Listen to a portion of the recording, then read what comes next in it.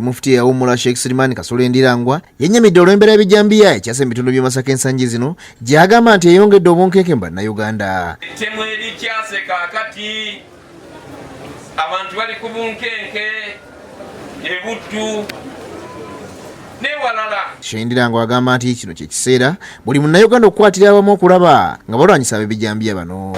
Naye ffenna twegatte wamu nga bannayuganda okulwanyisa ebikola ebifaanana bwe bityo ng'ettemu erikyase mu biseera bino.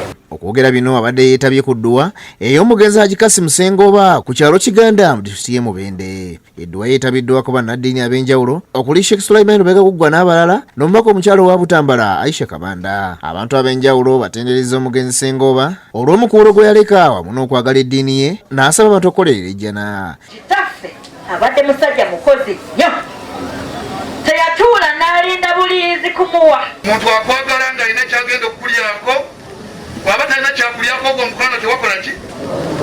Sheikh Guggwa asabye abasiraamu okwewala enjawukana okusobola okukulaakulanya eddiini yaabwe. Era omuntu omu tutambuze bendera ya Nabi Muhammadi ng'ate Allah yagimuwa eya la ilaha illallah Muhammadu Rasulullah ebintu bikamufunze. Omubaka Kabanda asabye abakulembeze b'eddiini y'obusiraamu okuyita bannabyabufuzi abasiraamu kubalungamya okusobola okutwala eddiini yaabwe mu maaso. Uganda mutuyite tuzimbe obusiraamu waffe nga tuli kimu.